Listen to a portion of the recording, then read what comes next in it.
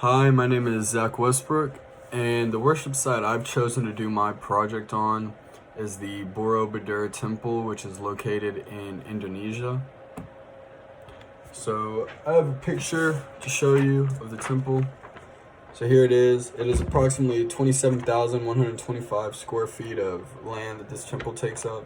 Something very cool about this temple, it is built in three separate bases, which is the bottom, which is the pyramidal base. And then there's the trunk of a cone right here, which is the middle, and then the top is a monumental stupa on top.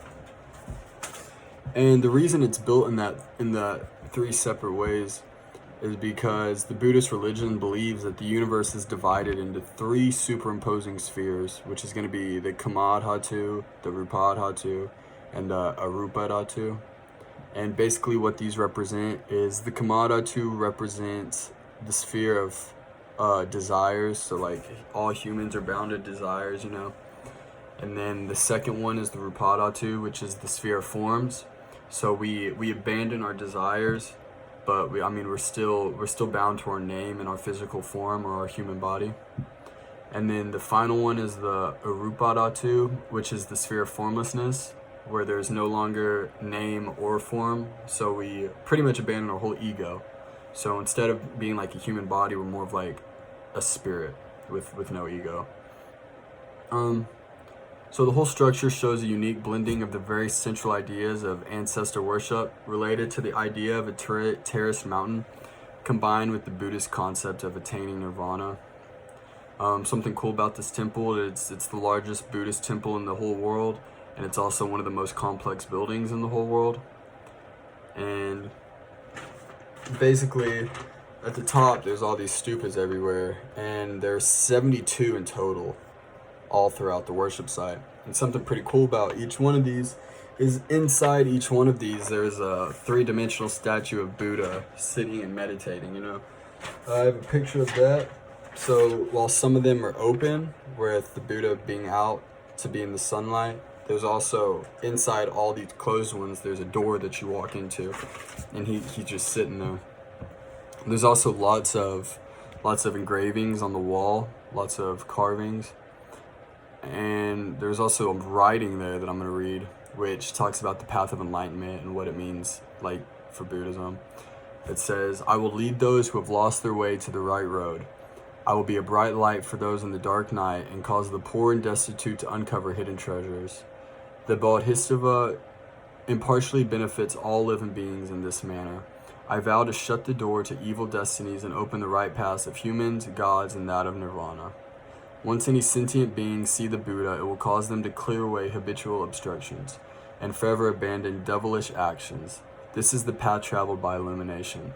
Sentient beings are blinded by ignorance, always confused, but the light of Buddha illuminates the path to safety. To rescue them and cause suffering to be removed. All sentient beings are on false paths, but Buddha shows them the right path, inconceivable, causing all worlds of vessels to go to the truth." So that just talks about how Buddhism and what the path of enlightenment is. So some of the religious tradition that it's about, so obviously it's a Buddhist temple, I've already mentioned that. So the temple was built in the 8th or 9th centuries, while the Sailendra dynasty was in reign. It was used as a religious temple from the 8th century up until it was abandoned sometime between the 10th and 15th centuries. And it's pretty certain that it was stopped using in the 1400s, but before it was abandoned, Buddhists made pilgrimages and walked long distances to make it there, to be a part of the rituals that took place at the Borobudur worship site, which took place during the medieval time period. So it was a congregational worship there. So the pilgrims were guided by the systems of staircases and corridors ascending to the top of the platform. So like, say you start at the bottom, so there's all these staircases and corridors that you had to walk through, and they each meant something, because each staircase and each hallway had something to do with the path of enlightenment. So it says here, each platform represents one stage of enlightenment, and there's 3 different platforms, and so they all meant the 3 different things.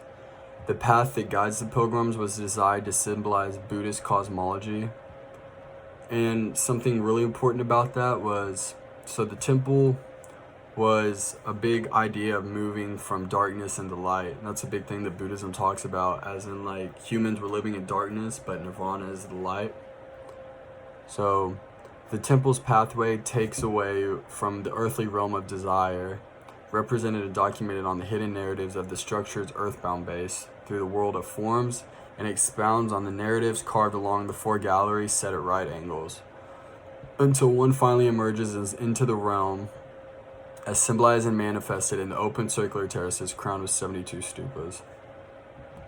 So this temple is very exclusive nowadays because it's not used anymore, so now it's just a huge like tourist attraction.